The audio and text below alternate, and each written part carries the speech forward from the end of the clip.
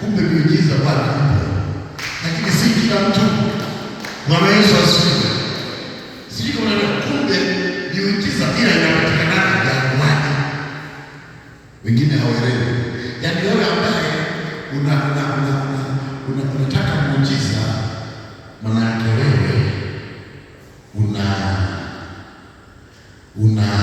uko jangwani. Jina la Bwana libarikiwe. Bwana asifiwe. Bwana asifiwe. Ukishavuka ukakanyaga nchi ya ahadi, kule hakuna sababu ya muujiza. Jina la Bwana libarikiwe. Haleluya. Haleluya. Haleluya. Hicho kipindi cha muujiza. Kumbuka siku moja ndio mhubiri kanisani kwa mchungaji. Mhubiri, bwana, Jumapili jiandae kuhubiri. Hamna shida. Nilifika asubuhi. Napokunywa chai, katu ibada tunaanza saa 3. Ili twende mtaani. Mama niambia, mzee, unaiona hii chai tunakunywa hii? Yaani hii chai hiyo mwisho wa kila kitu ndani. Yaani hakuna mchele.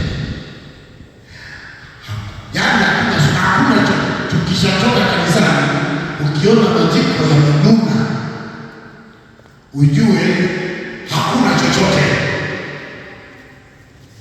Jina la Bwana libarikiwe. Najua ni neno jepesi sana, lakini najua kilichotokea moyoni kwako.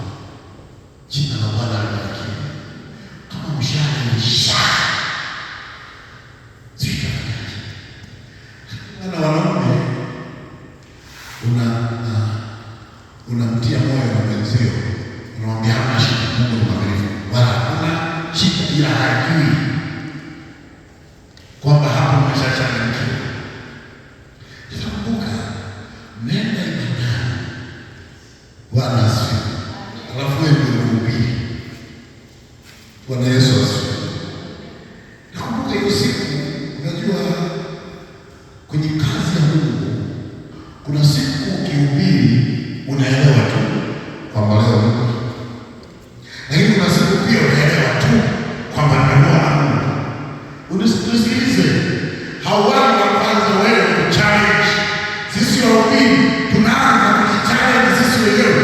Umemaliza kuhubiri na kurudi nyumbani, anza kujichallenge mwenyewe kwamba kwa kweli leo hakuna. Sijui shida ni nini. Lakini kuna siku unaelewa kwamba nimemwona Mungu. Nimemwona Mungu. Kwa hiyo kama wewe umemwona Mungu, ujue wa kwanza kumwona Mungu sio wewe. Anza mimi kushuhudia uweza wa Mungu. Lakini pia kama palikuwa pakame, naanza pia mimi kwamba leo kulikuwa na mimi nitakumu. Tasikiyo, mimi mwenyewe nilimwona Mungu. Nimemwona Mungu. Sikiliza. Ndani narudia tena, ndani hakuna chochote. Hivi unaelewa hakuna chochote? Hamna kitu. Sasa hiyo siku Jumapili ya nyuma yake kulikuwa na sadaka ya mavuno. Sitakuja kusahau hiyo siku. Kwa hiyo wameleta sasa magunia mengine ya mpunga, mengine ya mahindi, mengine wameleta maharage, na mengine kila kitu. Ndio siku ya mnada.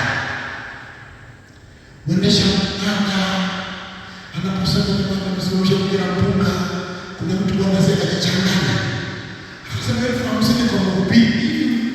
Kumbuka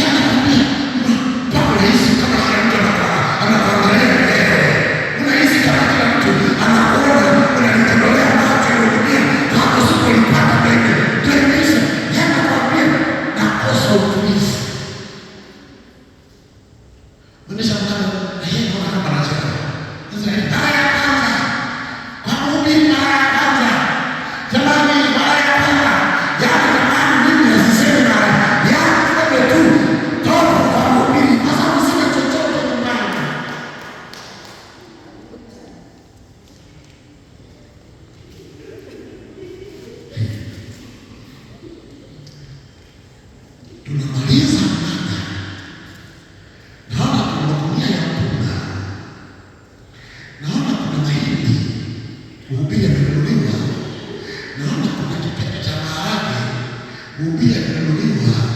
Sijui kama mashariki unakumbuka wakati tulikuwa na mtu mmoja tunasajiliwa Mpopo, alikuwa na ilani fulani, tumaliza tuipaka na kwambia nikamsogelea hiyo akaenda kwenda kukombolea sina hela kwenda kupelekea nyumbani sina yana kwambia unaenda sijui atakuelewa, inabidi umsogelee tu hiyo hiyo.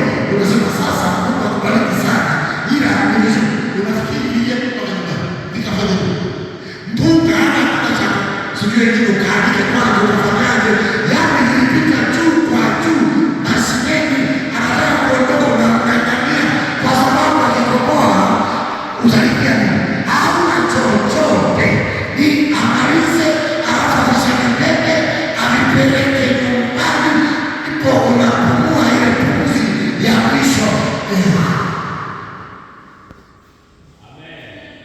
Hivi huo sio muujiza? Wala muujiza wake. Jina la Bwana hivi leo, yani siku ambayo hauna chochote, Mungu anainua jambo lakini muujiza. Unakimbia kuchoka vita uchumi, unakimbia watu wengine mchokaji, unasema ngoja nikachukua mkopo mahali fulani. Siku hizi wakati wote tulikuwa na hizi mambo ya nani ya kocha jambo ni kulikuwa na brandi, kulikuwa na nini, unakimbia unasema ngoja nikachukua mkopo, unachukua mkopo unakuja unarejesha marejesho manne, wakati marejesho labda ni 20 yana kwambia hela haipo.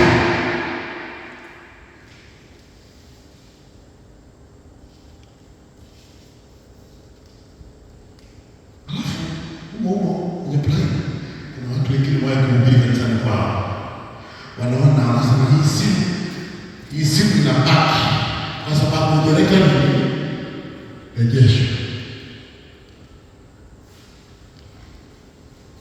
Haleluya, haleluya, haleluya, haleluya. Mimi mmoja kupokea hela ya kodi kwa mtu simjui, niko Mungu, sina chochote, alafu kodi na yenyewe bado siku 2 mwenye kodi alikuchukua, unashangaa hela imeshaingia kwenye simu, alafu aliyetuma hela anakupa maelekezo, anamwambia mtumishi wa Mungu, hiyo ni sadaka yangu ikusaidie kulipia kodi. Bwana asifiwe, Bwana asifiwe, haleluya. Wakati unazungumza ni vita ya uchumi, mimi niko jangwani. Jina la Bwana libarikiwe. Haleluya, haleluya, haleluya. Sijui nikushuhudia kielelewe vita ya uchumi, bali nataka kukupa picha ujue. Narudia kuzungumza kwamba miongoni mwa maeneo ambayo unatakiwa kuangalia kwamba matokeo ya kupendana na Mungu yanakusaidia kwenye vita yoyote inayoinuka kwako, haiwi ya kwako peke yako. Sasa nimezunguka vita ya uchumi. Jina la Bwana libarikiwe. Haleluya. Sasa kila mtu ana aina ya vita aliyo nayo. Usikubali vita yoyote iliyo nayo kulazimisha ile ya kwako, wakati Mungu alisema mimi